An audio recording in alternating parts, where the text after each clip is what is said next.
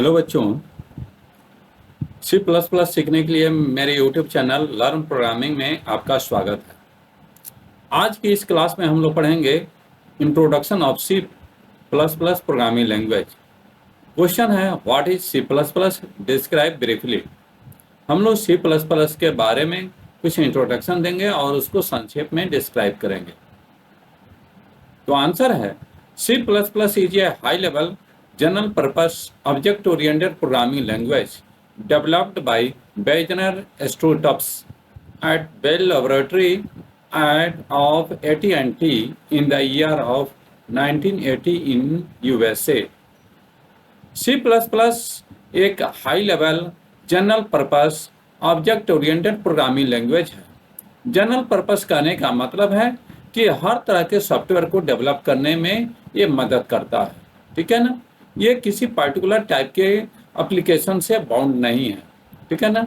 इसको डेवलप करने वाला कौन है? तो वेजनर स्ट्रॉस है, जो कि 1980 में 1980 में यूएसए के बेल लेबोरेटरी में डेवलप किया, ठीक है ना। ये इसको डेवलप करने के पीछे मेनली कारण था कि अभी तक जो सी लैंग्वेज था वो प्रोसीड्यूरल लैंग्वेज है, यानी कि किसी भी वर्क को करने के लिए बस एक तो फंक्शन डिफाइन कीजिए और आप अपना काम करा सकते थे, लेकिन रियल वर्ल्ड को डिस्क्राइब नहीं कर पाता था सी, ठीक है ना।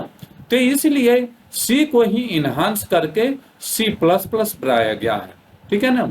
सी को इनहांस करके सी प्लस प्लस बनाया गया और उसका इनहांसमेंट क्या है कि ये कंप्लीट ऑब्जेक्ट ओरिएंटेड हो गया है।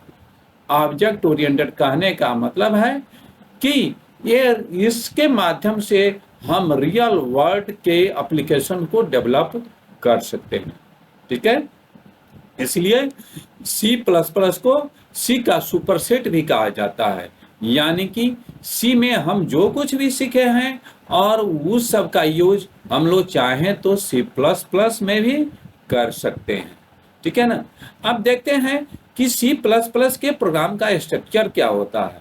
तो जैसे हम लोग सी में जब प्रोग्राम डेवलप किए थे तो सबसे ऊपर क्या होता था? तो डॉक्यूमेंटेशन होता था, यानी कि वो प्रोग्राम को क्यों हम डेवलप कर रहे हैं इसके बारे में संक्षिप्त उसका परिचय हुआ करता था। तो सबसे पहला लाइन ये डॉक्यूमेंटेशन का है, जो कि ऑप्शनल है, हम लिख भी सकते हैं और नहीं भी लिख सकते हैं। उसके बाद दूसरा जो लाइन होता है प्री प्रोसेसर डायरेक्टिव स्टेटमेंट्स, ठीक है ना। तो ये तो सी में भी हुआ करता था। ऐसे स्टेटमेंट जो कि हैश सिंबल से शुरू होता है उसी को हम लोग कहते हैं डायरेक्टिव स्टेटमेंट, ठीक है ना। डायरेक्टिव स्टेटमेंट के ही में ही हम लोग हेडर फाइल को स्पेसिफाई करते हैं, ठीक है ना। तो जैसे हम सी में स्पेसिफाई करते थे studio.h लिखते थे, तो यहाँ पर हमको यूज करने के लिए iostream.h को यूज करना होता है, ठीक है ना। उसके जस्ट नीचे हम लोग एक जो ग्लोबल सेक्शन है उसमें लिखते हैं कि यूजिंग नेम स्पेस std, ठीक है ना। ये स्टैंडर्ड फाइल के लिए, स्टैंडर्ड ऑपरेशन के लिए नेम स्पेस होता है जिसको कि हम स्पेसिफाई करते हैं, ठीक है ना। और उसके नीचे मेन फंक्शन होता है जिसको कि हम डिक्लेयर करके डिफाइन करते हैं, ठीक है ना। जैसे हम लोग सी में भी करते थे वैसे ही यहाँ पर भी हम लोग कर रहे हैं, बस इसमें अंतर है कि वहाँ पर हम लोग प्रिंटफ को यूज करते थे, तो यहाँ पर भी प्रिंटफ को भी यूज कर सकते हैं, लेकिन उसके अतिरिक्त सी आउट और सी इन को भी हम लोग यूज कर सकते हैं। सी आउट और सी इन क्या है? तो इस हेडर फाइल के प्री डिफाइंड ऑब्जेक्ट है, ठीक है ना। इनको यूज करने के लिए हम लोग इनको इंक्लूड किए हैं, ठीक है ना। सी आउट से किसी तरह का मैसेज डिस्प्ले करेंगे और सी इन से हम कोई मैसेज रीड करेंगे, ठीक है ना। अब इसके कुछ स्पेशल फीचर हैं जिसको कि हमको ध्यान देना होता है। जैसे सबसे पहला है सी प्लस प्लस क्या है? तो ये केस सेंसिटिव प्रोग्रामिंग लैंग्वेज है। केस सेंसिटिव कहने का मतलब है कि कोई आप वेरिएबल डिक्लेयर कर रहे हैं, मान लेते हैं आप कोई वेरिएबल डिक्लेयर कर, जैसे यहाँ पर हमने डिक्लेयर किया यहाँ पर INT INT-A, ठीक है ना, INT-A हमने डिक्लेयर किया, ठीक है ना। और अगर हमको एक्सेस करना है, ठीक है ना, तो हम इसको अगर कहीं पर एक्सेस करेंगे तो हम कैप्स में लिखेंगे तो वो कहेगा कि ये हम आइडेंटिफाई नहीं कर सकते हैं, यानी कि स्मॉल कैरेक्टर और कैपिटल कैरेक्टर में यहाँ पर डिफरेंस है, ठीक है ना। इसी को कहते हैं केस सेंसिटिव, ठीक है ना। उसके बाद है जब C++ के फाइल का जो एक्सटेंशन होता है .cpp होता है, ठीक है ना। .cpp से हम लोग अपने अपने क्लास फाइल C++ के फाइल को स्पेसिफाई करते हैं। जैसे C में 32 कीवर्ड हुआ करता था, इसमें भी C++ में भी 32 प्लस कीवर्ड है, जिसको कि हम लोग प्रोग्राम लिखने में यूज करते हैं। यूजर या प्रोग्रामर अपने प्रोग्रामिंग में इसको अपने लिए स्पेशली यूज नहीं कर सकते, हम प्रोग्राम लिखने में यूज किया जा सकता है। और चौथा है कि C++ ही ये super set of C language, यानी कि अभी तक हमने C में जो कुछ भी पढ़ा है वो सारा कुछ C++ में भी यूज हो सकता है, ठीक है ना। इसलिए इसको सीखना बहुत आसान है। इसका सबसे इंपॉर्टेंट जो फीचर है, feature of C programming language, ठीक है ना। तो सबसे पहला इंपॉर्टेंट है इजी टू लर्न, ठीक है ना। हम लोग तो C पढ़ चुके हैं, ठीक है ना। अब हमको अगर C++ सीखना है तो इसमें कोई प्रॉब्लम नहीं आनी चाहिए, ठीक है ना, इसलिए सीखना आसान है। दूसरा फीचर है ओपन सोर्स, यानी इसको यूज करने के लिए फ्री ऑफ कॉस्ट इसको आप यूज कर सकते हैं, इसके लिए कोई पैसा की जरूरत नहीं है। ओपन सोर्स ये इंटरनेट पर फ्री में अवेलेबल है। तीसरा है पोर्टेबल, यानी कि एक जगह से दूसरी जगह किसी सिस्टम पर हमने प्रोग्राम को डेवलप कर लिया है और दूसरे सिस्टम पर इजीली इसको रन करा सकते हैं, थोड़ा चेंजिंग के साथ। चौथा फीचर है कि ये ऑब्जेक्ट ओरिएंटेड है, ठीक है ना। तो ऑब्जेक्ट ओरिएंटेड कहने का मतलब है कि कुछ स्पेशल ये फीचर पालन करता है। जैसे पहला है इनहेरिटेंस, जो कि C यूज नहीं करता था। इनहेरिटेंस क्या करता है कि हमारे कोड के रियूजेबिलिटी को बढ़ा देता है, यानी प्रीवियसली हम कोई कोड C++ में लिखे हैं तो उसको हम लोग इसमें अन्य जगह भी यूज कर सकते हैं, ठीक है ना। और दूसरा फीचर है polymorphism. Polymorphism means poly means many और फॉर्म मीन्स रूप, यानी अनेकों रूप में ये अवेलेबल होते हैं। जैसे हम लोग प्लस ऑपरेटर को अभी तक दो संख्याओं को जोड़ने के लिए हम यूज करते थे, लेकिन उसी प्लस ऑपरेटर को हम लोग स्ट्रिंग को कनकैटिनेट यानी जोड़ने के लिए भी यूज कर सकते हैं। तो यानी प्लस ऑपरेटर का अब दो काम हो गया। तो इस तरह से हम अन्य ऑपरेटर को भी पॉलीमॉर्फिज्म के माध्यम से उसके वर्क को स्पेसिफाई कर सकते हैं। तीसरा है इनकैप्सुलेशन। इनकैप्सुलेशन कहने का मतलब है कि अभी तक जो C में हम प्रोग्राम लिख रहे थे तो उसका डाटा पार्ट अलग रहता था और फंक्शनल पार्ट अलग रहता था, लेकिन हम अब चाहें तो डाटा पार्ट और फंक्शनल पार्ट को एक साथ रख सकते हैं, और ये जो टेक्निक हम यूज करते हैं उसी को कहते हैं क्लास। जो जिससे हमको ये फायदा हो गया कि अब हमारा डाटा और उससे संबंधित फंक्शन सभी सुरक्षित रह सकते हैं, ठीक है ना। चौथा है एब्स्ट्रैक्शन, यानी कि जो कुछ हम करना चाह रहे हैं बस उतना ही पर हम फोकस करेंगे, इसके अतिरिक्त हमको अन्य पर फोकस नहीं करना है, इसलिए इसको एब्स्ट्रैक्शन इंप्लीमेंट करते हैं। पांचवा फीचर है मेमोरी मैनेजमेंट, यानी ये अपने आप ऑटोमेटिकली मेमोरी को मैनेज करता है, यानी वेरिएबल को मेमोरी देना और उससे लेना सारा काम ये ऑटोमेटिक करता है, ठीक है ना।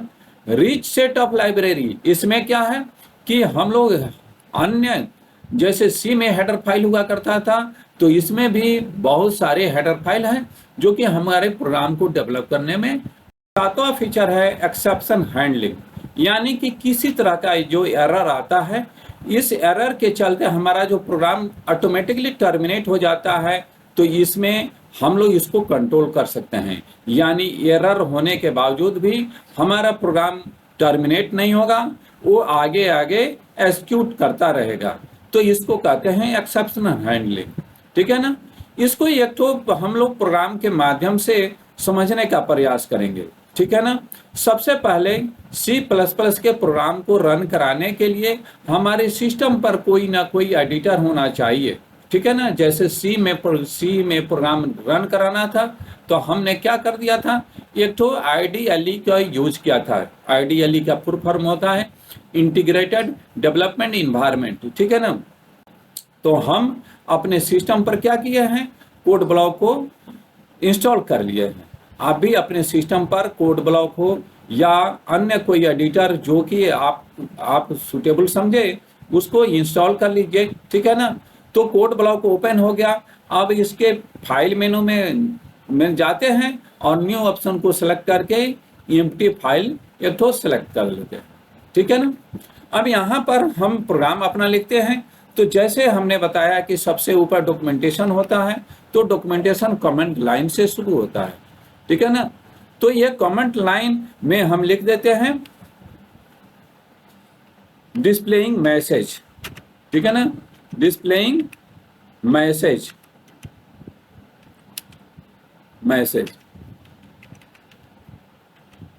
ठीक है।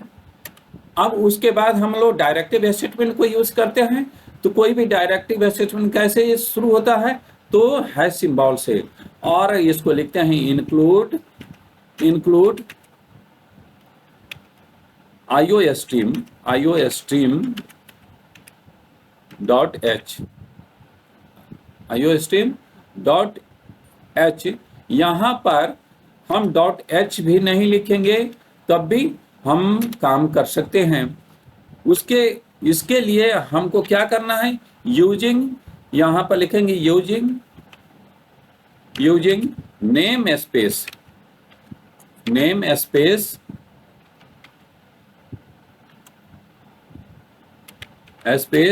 std लिखेंगे, ठीक है ना, std, ठीक है।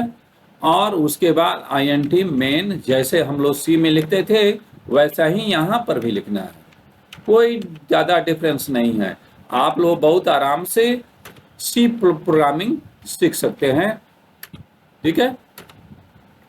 इसको हम सेव कर देते हैं, जैसे नाम से इसको नाम देते हैं डेमो, और .cpp कर देते हैं, ppp, ठीक है ना, हो गया।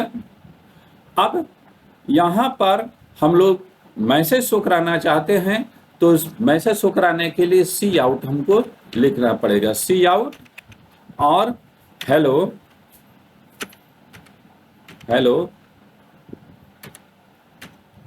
ठीक है, डबल कोट्स में घेर देंगे और सेमीकोलन से, जैसे सी में हम लोग सेमीकोलन से क्लोज करते थे, यहाँ पर भी सेमीकोलन से क्लोज हो जाएगा, ठीक है ना। अब इसको रन कराने के लिए जैसे हम लोग C प्रोग्रामिंग में कंट्रोल F9 से कंपाइल करते थे और कंट्रोल F10 से एग्जीक्यूट करते थे, तो कंट्रोल F9 से कंपाइल कर लिया, किसी तरह का एरर नहीं है, और कंट्रोल F10 से हमने इसको डिस्प्ले कर दिया, मैसेज डिस्प्ले हो गया, ठीक है, चले जाइए, ठीक है। इस तरह से हम लोग इसको यूज करते हैं। अगर हम लोग सेमीकोलन यहाँ पर std को यूज नहीं करें और प्रोग्राम को सेव करके कंपाइल करेंगे, तो देखिए यहाँ पर C out was not declared in this scope, यहाँ पर दे रहा है, ठीक है ना। तो यहाँ पर अगर हमको इसको बिना इंक्लूड किए अगर हमको इसको यूज करना है, तो यहाँ पर हमको लिखना होगा std और स्कोप रिजोल्यूशन ऑपरेटर दे देंगे, ठीक है ना। उसके बाद अगर इसको कंपाइल करके रन कराएंगे तो देखिए ये सक्सेसफुली रन करेगा, ठीक है ना। अब इसको रन कराएंगे तो ये रन कर जाएगा, ठीक है।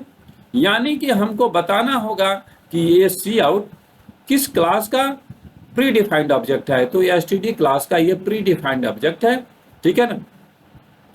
उसी तरह अगर मान लेते हैं ये हमको ये ग्लोबल सेक्शन ये जो डायरेक्टिव स्टेटमेंट है हैश सिंबल से जो है, उसके बाद ये मेन के बीच के जो स्पेस होते हैं ना, इसको कहते हैं ग्लोबल सेक्शन। तो ग्लोबल सेक्शन में हमको बताना होता है, ठीक है ना। हमको उम्मीद है कि आपको C++ का इंट्रोडक्शन क्लास बहुत अच्छा से समझ में आया होगा।